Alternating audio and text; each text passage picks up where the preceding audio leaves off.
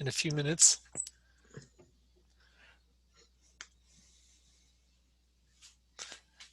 So Melissa, if you're okay waiting another minute or so.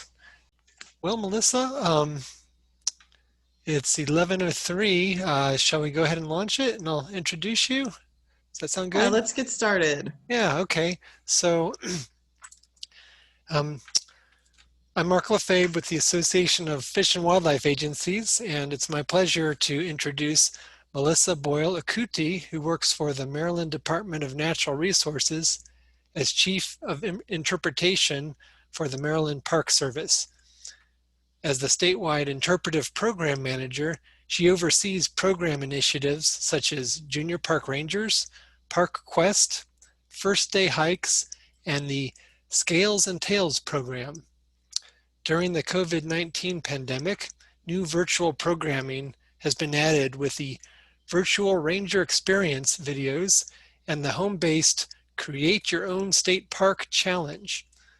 Melissa has been with the Maryland Department of Natural Resources, Maryland Park Service, since 2010 and worked as a park ranger and assistant park manager at Point Lookout State Park and as the Conservation Corps program coordinator before taking her current position.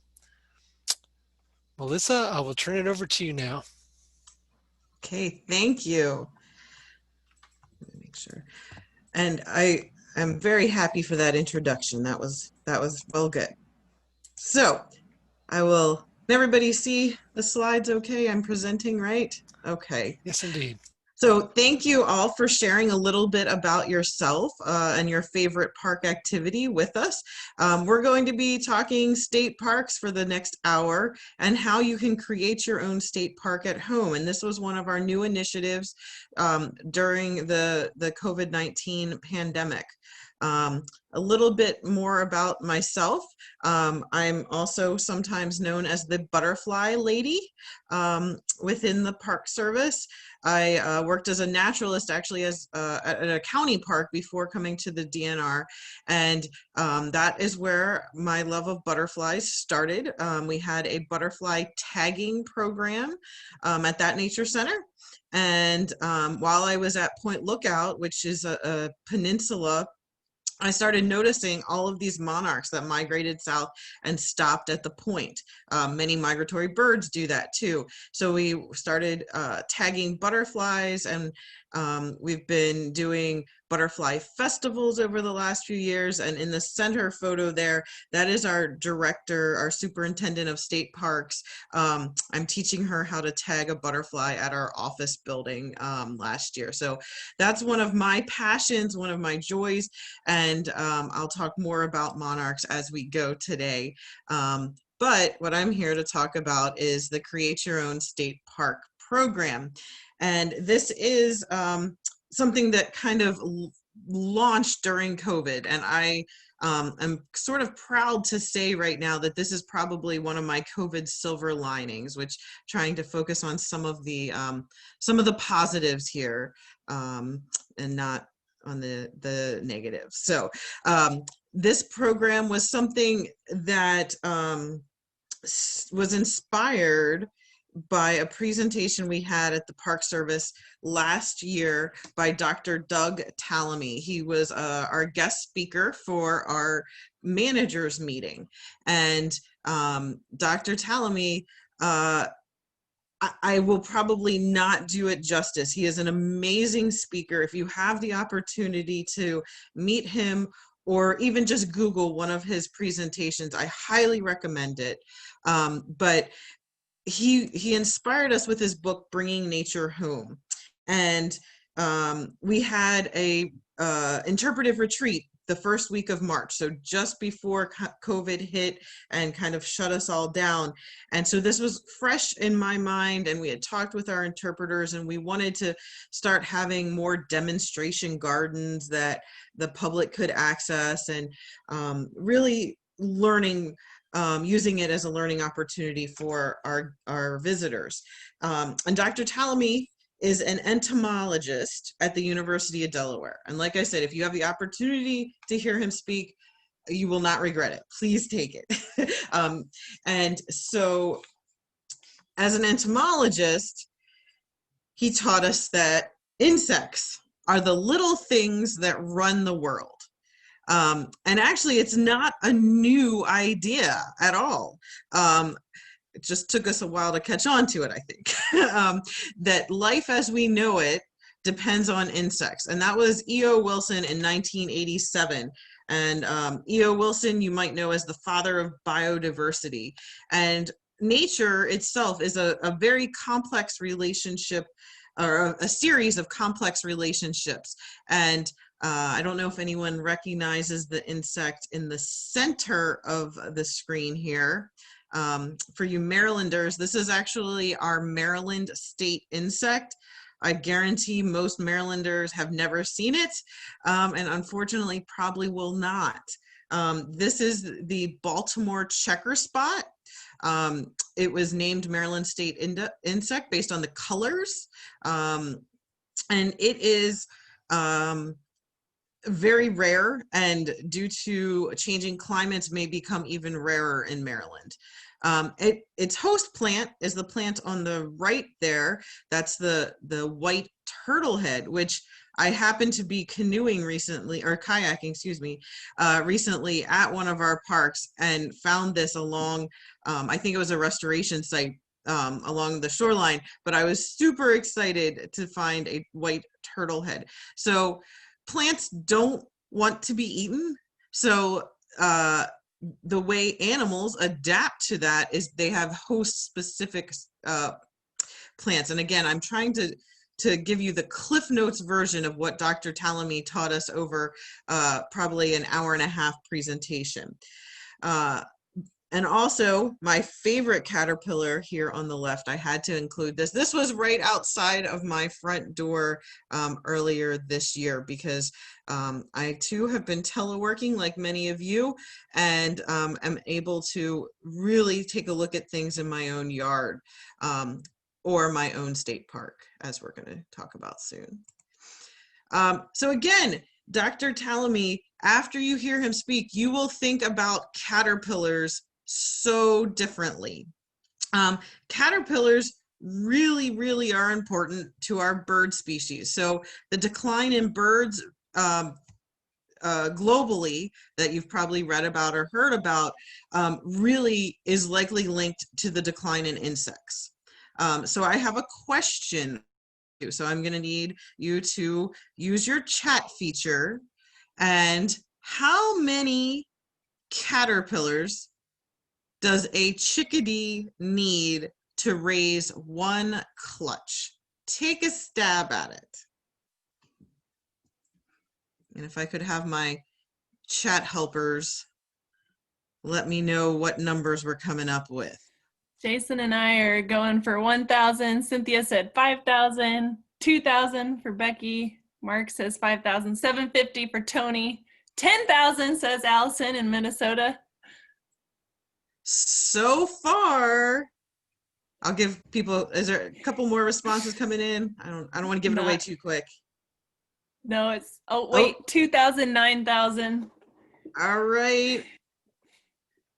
Well, whoever just said 9,000, you are closest. So again, this is Dr. Talamy's research. I'm not taking any credit for this, but his research is that they need 6,240 to 9,120 caterpillars in order to raise one clutch. So that is a little chickadee family. All right. So think about that. How many caterpillars we need to have just one chickadee family. 96% of our terrestrial birds will rear their young on caterpillars. Caterpillars are pretty amazing. They transfer more energy from plant to animal than any other herbivore. So I think there should be a Respect the Caterpillar campaign, but they're pretty amazing and we really do need them. And we need to start thinking about them as bird food and not pests. And we need landscapes with caterpillars if we want to have birds, if we want to have other sorts of things in addition to birds, reptiles, amphibians, in our yards. So how do we landscape for caterpillars? It's actually pretty easy. We need to have plants that make caterpillars. Some of you may have seen this article. It's pretty funny how timely some of this was this spring. I don't know if it was just because we were all at home and doing a little more reading than usual, but Smithsonian Magazine put out an article about Dr. Tallamy in April this past spring, and the title was "Meet the Ecologist Who Wants You to Unleash the Wild on Your Backyard." And again, this is leading up to our program about Create Your Own State Park. And one of the things that Dr. Tallamy notes is that 85.6% of the US east of the Mississippi is now privately owned. So we can't expect that public lands are going to be the only place where there is conservation. Conservation can't be left to just conservationists and the so-called conservation professionals. We need a large number of small efforts. So that means all of the privately owned, that 85.6%, all of that privately owned land needs to be involved in conservation. And one of the things that you'll hear from Dr. Tallamy too is that plant choice matters. So Dr. Tallamy's newer book is called Nature's Best Hope. Again, some of you may have this and started reading it. I started reading this in March, again, right as the pandemic hit. Not on purpose, just happened to be something that I got my hands on. And the homegrown national park concept is at the heart of this book. And again, what if each American landowner made it a goal to convert half of their lawn to a productive native plant community? Even moderate success would restore some semblance of ecosystem function to more than 20 million acres of what is now considered ecological wasteland. That would be our lawn. So you might say, well, what is 20 million acres? It's a big number, but that is bigger than some of our biggest national parks. So that's bigger than the Everglades, Yellowstone, Yosemite, Grand Tetons, Canyonlands, Mount Rainier, North Cascades, Badlands, Olympic, Sequoia, Grand Canyon, Denali, and the Great Smoky Mountain National Parks all combined. If that doesn't blow you away, I don't know what will. But if we can do this, and that's just taking away a little bit of our lawn, we can make the homegrown national park. It's time to shrink the lawn. The lawn was a status symbol.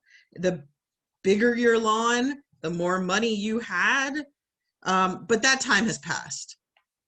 We have so much waste associated with lawn and large lawn areas, and we can do something about that by shrinking our lawn.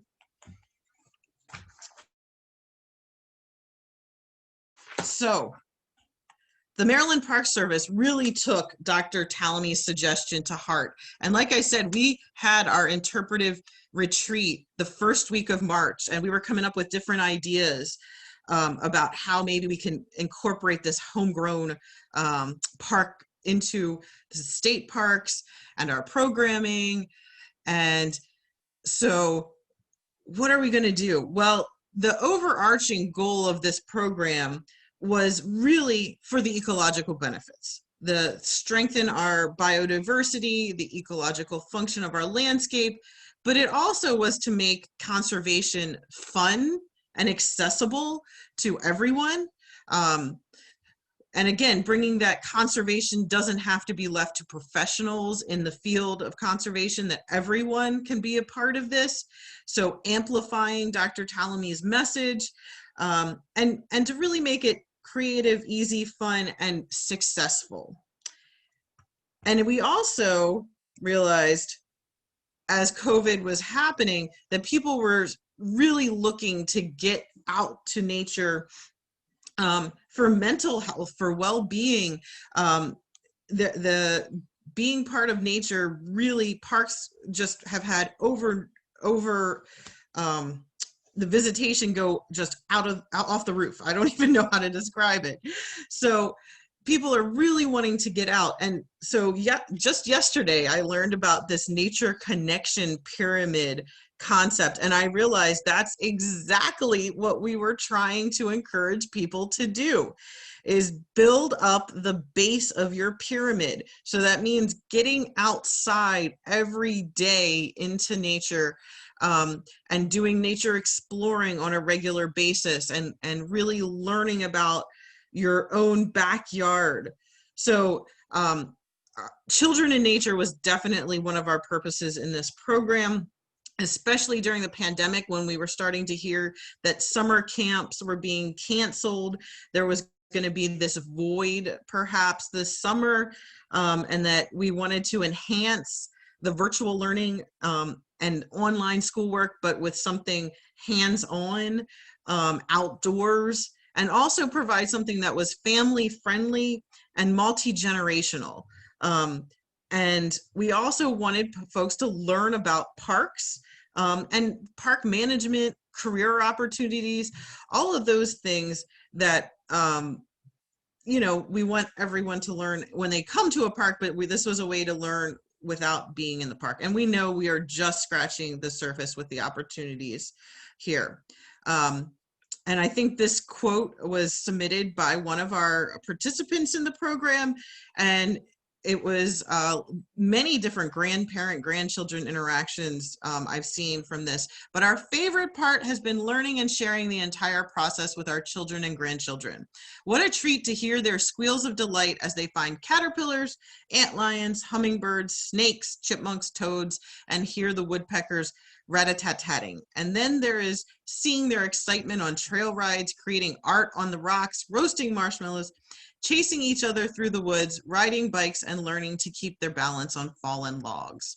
Wouldn't you want that to be part of your summer 2020 if you were a kid? I sure would. So, some of the key features as we started putting this program together. First, I was very fortunate to have someone in our department that did some landscape design in her former life. And so she did this beautiful drawing for us of her house. And that was our kind of key graphic as we started putting this together. So there are 7 key features of the Create Your Own State Park program. And I'm going to go through each of them into more detail for you. So first, every state park, we're asking for a park drawing, an artist type drawing. I like to call it the bird's eye view. And you do need to include your park name, some key features, and we are asking for a general location. We don't need to know your exact address. We are not going to come out to your house to check it all out, but just kind of a general location, the county or the city and state.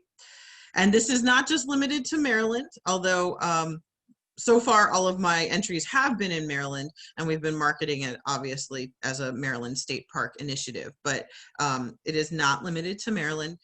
And this was our very first entry from Priscilla, and she told me that she named hers Happy Lady Aviary and Wildlife Sanctuary. She has some little parakeets, I believe it is, some birds at her aviary that she has there. And then I love how she labeled her home as the Park Ranger House, and all sorts of other wonderful things there at the Happy Lady Aviary. So I was super excited when the first entry came in, because you just never know. You put all this work into this program. We launched it just in time for Memorial Day weekend, and then we kind of sat back and waited. We did some social media, we did some marketing, but we weren't sure if people were going to want to do this. But they definitely were. And I think the maps are my favorite part to look at when I receive the entries, because they're all so different. I've gotten, hand-drawn maps, and then we've also received these amazing, like, computer-aided design, professional quality maps. So the sky is the limit on these, and I love how much creativity there is. We are also really incorporating, I would like to say, STEAM, not just STEM concepts into the program, because there is the art component. And I think it really makes you look at your home and your own property a little bit different when you have to draw it from a bird's eye view and you're thinking about it. And this, again, was one of those surprises to me that folks have told us that this was their favorite part of the program. Two different quotes here from actual participants. One was drawing the map of the yard and realizing how much we've done to improve the native state of the yard since we moved in here 2 years ago. So this is really cool, because this family obviously has been working on it for a little longer than just the summer. But it was an opportunity for them to kind of have that retrospect look back. And then the second quote, friends and family were able to book a day and use our map and our woods and picnic area to get out and walk and enjoy the woods during quarantine. It was a great way to serve others. Again, showing us how much people really want to get out of their house and into nature during this pandemic. And again, this one just came in while I was away on vacation last week, and I changed my presentation last night to add it because I had to share it with you. This is a townhouse, and it melts my heart, because the folks said that their son really wanted to do this program, but we live in a townhouse, a very tiny backyard. The person who lived here before put concrete over the entire backyard, so we really didn't have much to grow. But our 82-year-old neighbor kind of had an overgrown area, and so their son asked the neighbor if he could use his backyard to work on this project. And this is a beautiful, I think it's another watercolor painting of his tiny townhouse state park backyard. And I'm going to talk more about Gros Savour State Park a little bit later too. But this one, beautiful job. And as we move to our next one, Hurley's Hideout State Park. And this was another multi-generational park. And I love this one because they created kind of that entrance toll booth, the check-in ranger station, using cardboard that they had. So recycling. And they charged their parents admission to come to their state park and walk on the trails. So it was just some of these things, really just amazing work that's gone in with some of the ideas we started. And while talking about the entrance, that's one of the other key components that we ask people to think about is, you're at a park because of that entrance sign. So we ask folks to make an entrance sign, to come up with a unique park name, and maybe even come up with some park rules. So the Plank State Park, which was created by the Plank family, and you'll notice that Grammy Camp sponsored this state park. So another, I've said it probably 3 times already, but multi-generational activity here, matching t-shirts even. And then this other sign, Mock Woods, this is one of my coworkers, her kids made it all out of natural materials. So I thought that was another really neat touch for their park sign. The sky's the limit. And here are a few more park signs showing all the different types of parks we have. Some are small, some are large, some are more landscaped, some are more natural. And we wanted to talk about birds and having birding areas in your state park. And there are many different ways to attract birds to your park, but really the native plants are those natural bird feeders. That's some of the best ways, but realizing that sometimes you have a small space, so maybe you're going to put up a bird feeder or a bird bath, something that really attracts them in because you're in a tight small space. Maybe even adding a nest box or a bird house, or starting your own birding life list. Birding is such a great way to start connecting with a place, developing a sense of place. A friend of mine told me they moved into a new house and the former owners had a, I guess you would call it a yard list, birds they had seen in their yards, and the book stayed with the house and they wanted them to continue adding to it. So this is a really neat way to get into it. You can add community science or citizen science components while birding if it's using an app like eBird, or if it's participating in the Great Backyard Bird Count during the winter. A lot of different opportunities for birds. So, and this can be done even in small spaces where you just have a balcony or a deck. You can put a hummingbird feeder up and you'll probably get a hummingbird passing by there. And a quote from our friends at the Fox and the Rose Park in Anne Arundel County: "Since doing this work in our own yard, several neighbors have also put up nesting boxes, helped to remove invasive species from their own yards, and started to utilize their woodland areas instead of letting them be used for just dumping of yard waste."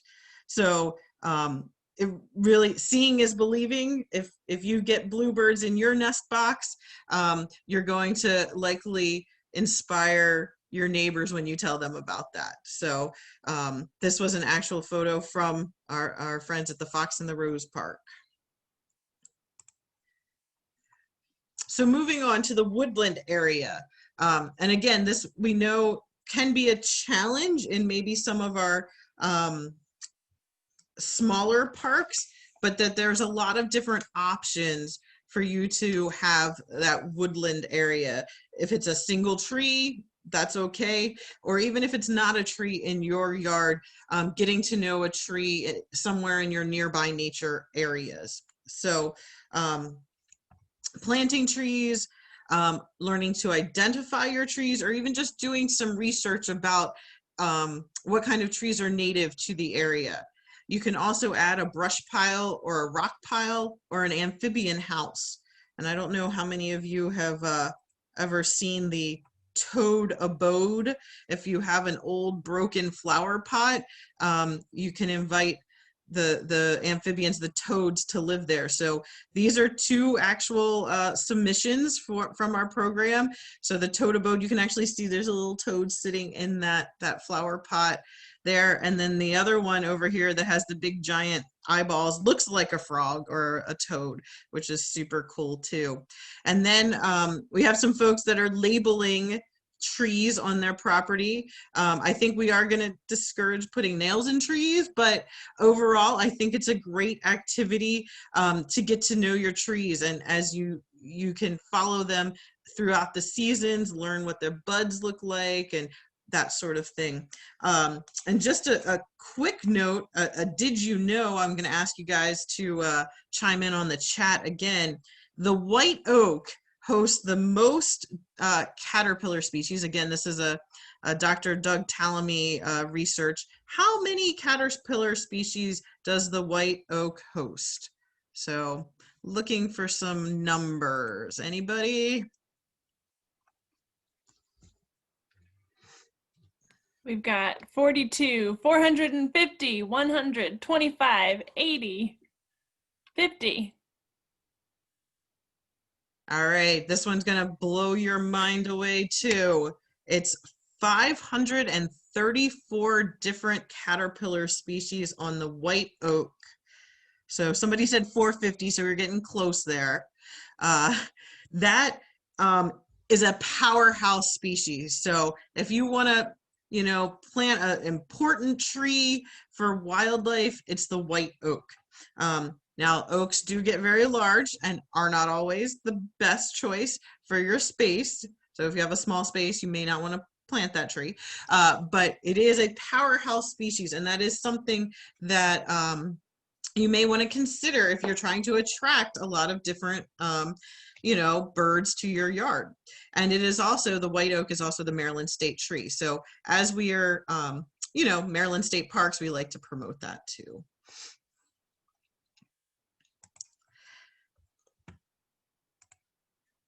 Okay, so moving on, this is my niece, actually. I had her pose for it. This was earlier in the summer in my milkweed patch, and we found, this was the first monarch we found this summer, so little excitement there. But wildflower gardens, and this was one I had a tough time naming, because really I want you to plant native plants, or we want you to plant native plants. But a lot of folks, if you say native plants, it just doesn't have the same impact as saying wildflower gardens. And everybody wants to have a wildflower garden at their house, but they may not feel the same way about having native plants at their house. So again, this is shrinking the lawn, bringing in those host plants that benefit our caterpillars and our birds. And we can do this by creating a butterfly garden. You can also do it through a rain garden, lots of different options, but you want to remove the invasive species.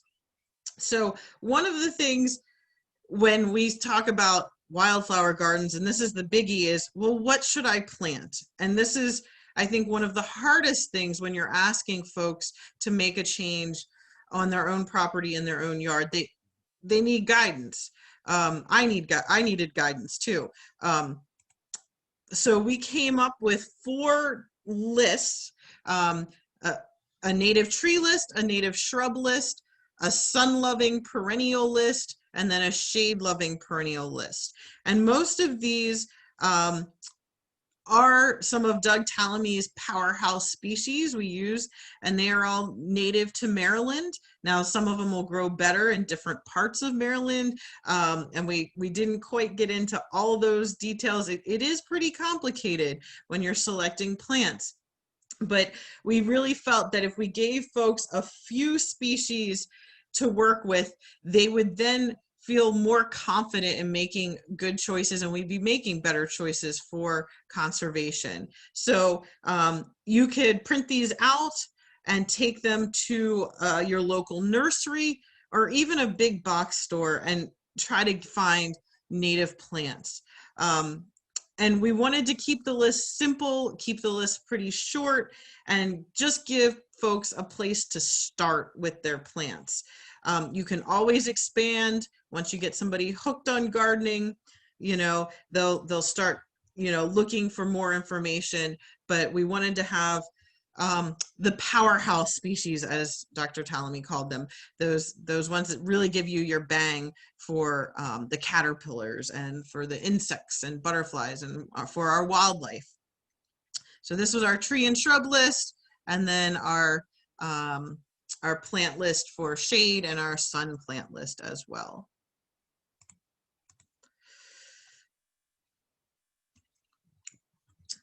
And sorry, I was just checking the chat. I thought something came through. Okay, so this launched during National Pollinator Week, so it was pretty neat to put out a different plant list every day that week, and I thought that was a real good thing for the summer. We're hoping that maybe in the future, there's a lot of opportunity still with this program, but in the future to partner with some native plant nurseries to have these plants available, maybe even some other plants that they would recommend as well. In addition to our plant list, I put together the seed ball activity. This is one of my favorites because it gets your hands dirty and kids absolutely love it. We did this at our Monarch Festival last year, making exploding milkweed seed balls. So this is a little craft recipe activity, and we put it together, and it's super fun and the kids absolutely love it. Most of the stuff you can find pretty readily available. It's air dry clay, some potting soil.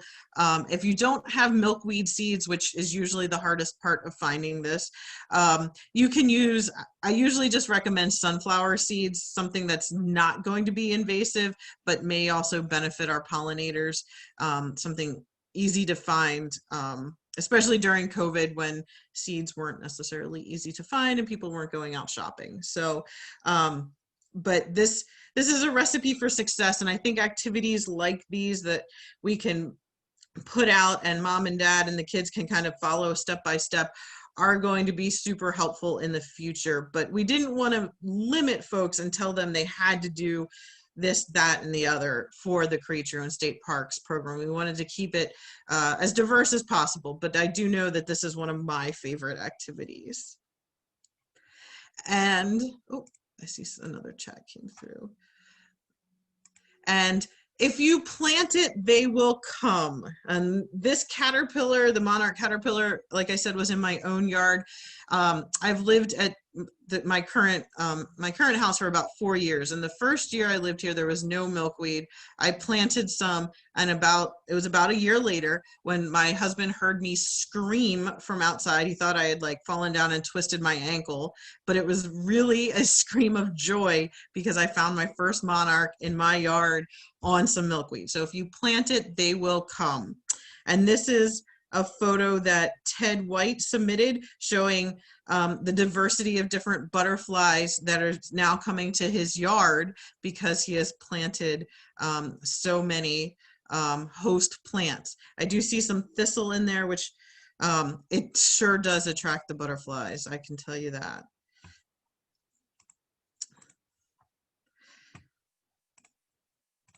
And now,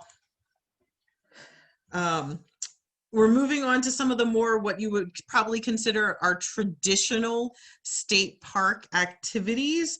They're outdoor recreational activities that, you know, may or may not be able to be done at home quite as easily. I do recognize that, but we wanted to include these because these are things I'm sure all of you as outdoor enthusiasts make memories, and especially during this pandemic.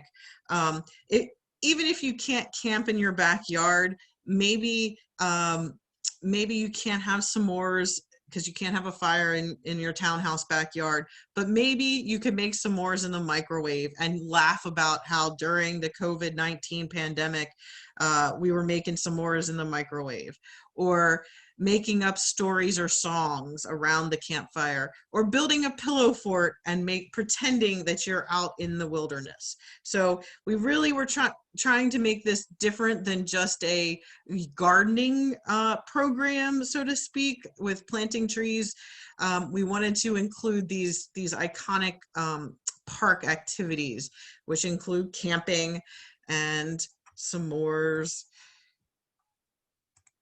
and also picnicking. So again, we want to shrink our lawn, but that doesn't mean that we can't have some lawn area, and that lawn area can have a purpose for picnicking and having yard games, maybe putting up a hammock. This is a view from our hammock at Superintendent Satina's State Park. And especially COVID-19, we're finding it's safer to dine outside, even at our favorite restaurants. And I'm sure you've seen, you know, parking lots turned into dining rooms, so to speak. So our picnic area, again, can be our safe space during this pandemic. And trails, again, very iconic park activity. You're going to go hiking, you're going to go biking, maybe even horseback riding on your trails. Can be a very, very much of a challenge in a small space, but it was so great to see some of our parks develop trails. And this one, Vane Mountain Mini Park, I found out that one of the STEM teachers from Anne Arundel County put our program out there to her students as a summer challenge, and this was one of the entries.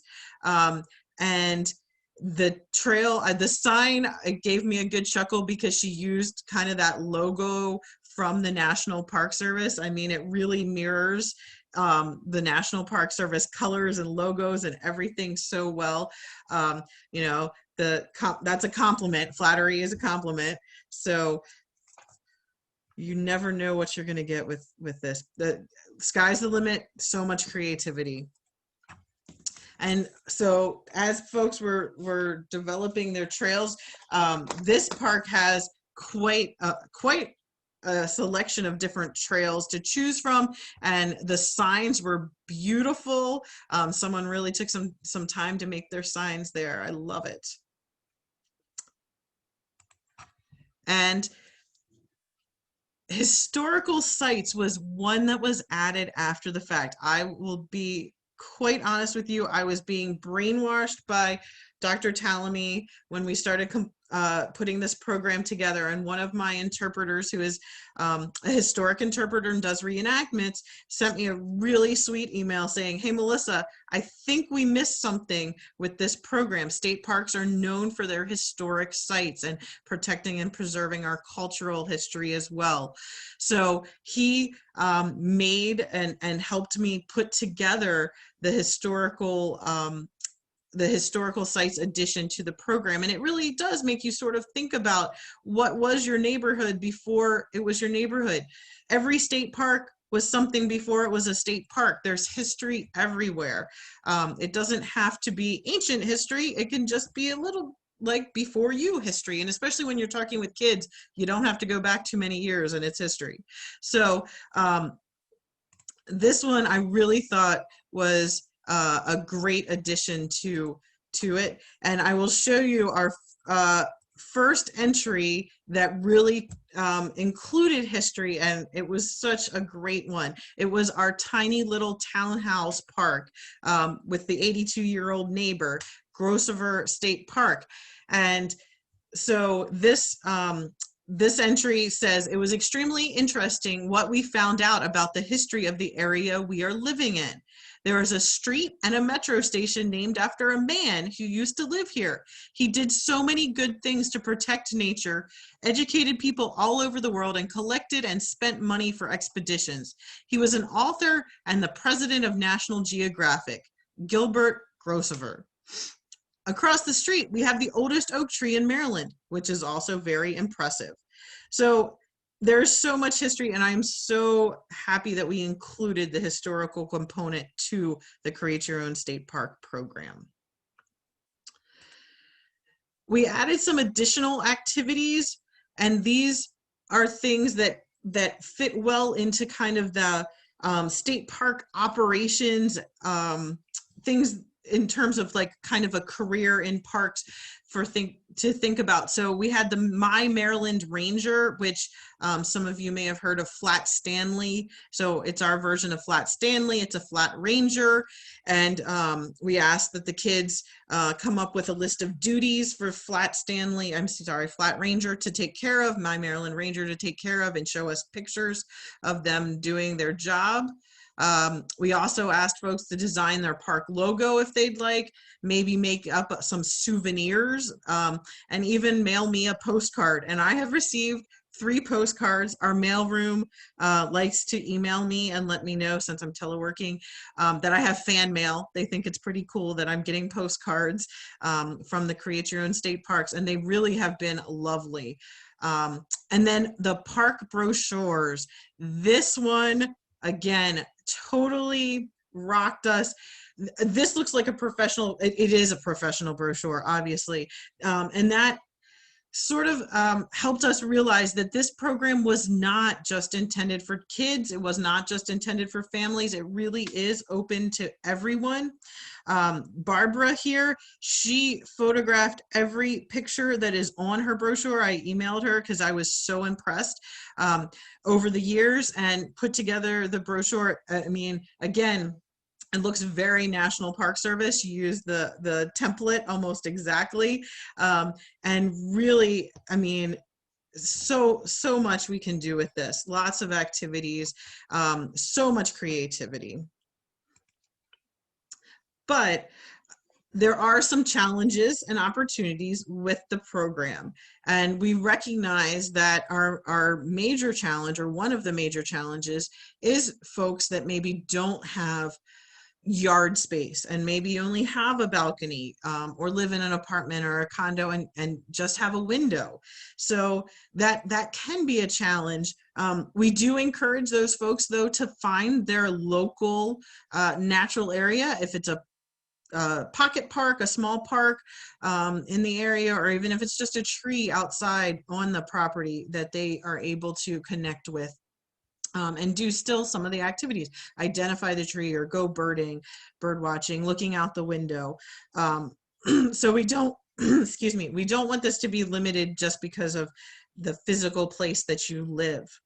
Another challenge, and we talked about this a little bit earlier, was the technical skills with planting. So, you know, what is a native plant? What is the difference between a nativar, a cultivar? Which should I buy? Well, then, you know, nursery only has this, so I bought that. Is that right? Wrong? What are the invasive plants I should be pulling out, but my neighbors are planting? You know, how do you do that? So even experienced gardeners do sometimes have fails. You know, sometimes you put something in the shade that should have been in the sun and it doesn't grow. Or you didn't realize how dry it was in that spot or how wet it was in that spot. So everyone, it's a learning process, and we know that just the short amount of time over the summer isn't enough time for all of this to come to fruition. But hopefully it does get folks thinking about making their own property into a mini state park. Excuse me. We do recognize that there are so many opportunities still awaiting. We think that this program can be ramped up. It has been a complete virtual program thus far because of the COVID-19 pandemic. But when we get back to doing in-person programming, there's a lot of things we may be able to do in our parks. There's a lot of partnership opportunities, like we said earlier, with local nurseries, with marketing this and getting the word out. But this itself, I will say, has been my COVID-19 silver lining, at least professionally, my COVID-19 silver lining, watching this program take off. And like I said, I changed half my program last night because I had all these pictures from folks that have participated that I wanted to include. There are a lot of future activities that we can still do. And I hope to add to the program some dark skies or night activities. I think that's something too. Last night I got an alert that it was going to be a big migration night for songbirds, for a migratory species, and that we should turn our porch lights off to help migration. So I think just making folks aware of dark skies is something that we can add to this program. Also, seasonal specific activities as we're moving into fall. There's definitely things that we can add. Planting in the fall, it's one of the best times to plant a tree. It allows the roots to really get better established than in the spring, when sometimes we have a drought during the summer. Adding that citizen science or community science element is one that I as a biologist would love to see us add to it. But I do recognize that we are trying to make sure we're making this multidisciplinary, not just science. We're including history, art, math, everything. Adding some interpretive programming. We thought, how neat would it be for some of the kids to do programs? We were starting to see that with the kids that were building the ranger booth for their parents to check in and pay as they come into the park. So adding maybe a gift shop and your snack bar and so many other ideas. It really, sky's the limit. I've said it before, so many ideas. So if you have any ideas that you think we should add to it, I am certainly open to hearing from you. So please reach out, let me know what you're thinking, or something maybe you've done on your site that has worked really well that might tie into this. But the call to action is now And again, I'm kind of circling back to Dr. Talamy. Ecologically speaking, we need to do something now. Insects are declining, birds are declining. If each of us were to take half of our lawn out of lawn and turn it into a garden, plant a tree, all of that good stuff would be 20 million acres. And that would be our homegrown state parks. I do expect that this is going to become one of the Maryland Park Service's signature programs, just like Park Quest and Junior Rangers and Scales and Tails. We kind of started it and didn't know when it was going to end. We were like, oh, this will be a summer thing. But now, a couple weeks ago, we decided there was no reason that we needed to end this. And so we have extended it, excuse me, to our go through the fall. So our current challenge, which includes a prize drawing, does go through November 30th. The prize drawing will be held on December 1st. So if any of you want to get your entries in, you can. All the participants are getting a certificate and a courtesy pass to visit any Maryland State Park for the rest of this year for no entry fee. And we are also including a packet of native seeds and will be entered for the prize drawing. And the native seeds, again, I had ordered native milkweed seeds for an Earth Day event, but unfortunately that event was canceled. I'd already bought the seeds and I just felt that it was important to get those seeds out there. I don't need them sitting in my office for a year waiting. So we've packaged them up and they are one of the prizes. So I'm very happy to be sharing milkweed with everyone who enters the challenge and helping the monarch butterflies a little bit more. So this is in my own yard, and I don't know if anybody recognizes this plant, but it was kind of, I'll say it kind of ironic, maybe is the right word, that this button bush looked kind of like the coronavirus, if you use your imagination a little bit. So this was my favorite new plant that I had planted. It was a free to me plant someone gave me and suggested I plant for pollinators. And it, when in bloom, just was full of bees. Swallowtail butterflies love it too. So this is my new favorite coronavirus plant because I learned about it this year during the pandemic. And I'm going to end, we're just about on time, I think, end with this quote from the Brits family at Hidden Creek State Park in Carroll County. Thank you for creating a safe program for our family to complete during quarantine. We stayed on our property, completing each task and having so much fun. We love our state park. The signs around our property are so perfect, birding, camping, etc. We are excited for the pandemic to be over, to invite friends over to visit our state park. And it's that last sentence that gives us, kind of gives us shivers, because the power that the word of mouth can have. We want to show all of our friends our state park and encourage them to be participants and encourage us to spread that conservation out. 20 million acres, homegrown state parks. We have so much potential here. And the word of mouth is just the most powerful marketing tool. And these pictures are worth 1,000 words. I should probably just stop talking. You can see the amazing signs, the chickens. They have a little farmyard here, I think, in their state park too. And then you'll see also they have their flat ranger going for a hike there, taking a hike. Well, Melissa, I just want to let you know we have about 3 minutes left, so there may be time for a few questions, but I'll let you wrap it up how you want before we get there. All right. Well, this is my final actual slide here. So this was just a real quick, I did this last night, word map of all the names of the state parks that have submitted thus far. We have 18 different parks, and they are each unique. There has been so much work put into each of these. And like I said earlier, fall is such a great time to get outdoors. So I'm really hoping that we start seeing a few more homegrown state parks popping up in our backyards, our side yards, our front yards, whatever yard at our homes we have.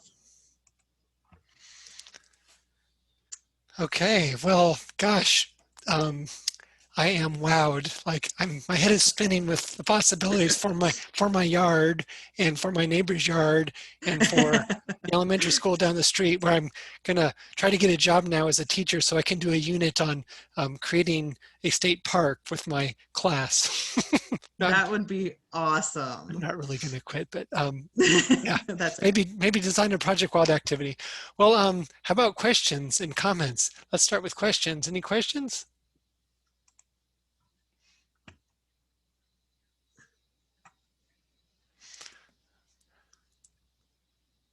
Okay, I have a question. all right. About that educational unit. Have you had interest from teachers, who want to make this a unit and build in all of the great, math and language arts, social studies and science, art and physical education into one package and maybe partner with you all? Yeah, I think that is an opportunity for the future. I have been in touch with the one STEM teacher, and it just happens to be at the school down the street from me, which was not planned. It wasn't marketed in that way. I think it was a matter of the, just social media interest when we put it out. It was Memorial Day weekend that we launched it, and she caught wind of it and put it out to her students as a summer challenge for I think it was a STEM club. So it wasn't a classroom necessarily activity, but I do think it has potential with schoolyard habitats as well, and as well as at home. I know different places can adapt. So I think we'd like to eventually get to a point where maybe we have a packet or something like that that is a little bit more translates into the school setting. Okay, I'm going to jump right into another question, maybe even two. Okay. How many staff worked on the project? Oh, yeah, I won't say party of one, but it was less than 5. Okay. And another one, how did you market and incentivize the My Park program? So our marketing has been pretty minimal. To be quite honest, our communications department has asked us to really stand down during the pandemic because there was so much negativity. Anything that was being posted really got a lot of negativity because parks were, I won't say understaffed, but parks were super busy. There was a lot of trash being left behind. It was a tough time, and so our communications were kind of stand down. But when we marketed the program, we rolled it out, and anybody I knew, I was pushing it out to. So teacher contacts and friends, neighbors, anything like that. I did start, and again, I steal ideas from wherever you find them. That's kind of part of the business with it. But What's Blooming Wednesday, which went over really well on our Facebook page. I guess people can't be unhappy about flowers. So every Wednesday I would feature a native plant. Most of them honestly were in my own yard because I've been telecommuting, but I did reach out to some of our rangers for pictures in the parks as well. And most of the responses on What's Blooming Wednesday was somebody else showing me their plant pictures. So that Okay. was one of the things we did. Yeah. Okay. Well, we're just past 12 o'clock. So this has been recorded and will soon be available. And I hope, Melissa, you get a chance to see the chat, and there were some more ideas put in there that, Oh, for great. consideration. And thank you very much. This was really wonderful. Yeah, thank you all for joining me. And you have my email if you want to reach out with other questions or ideas. I'd love to chat. All right. And I'm going to hang out here for a few minutes.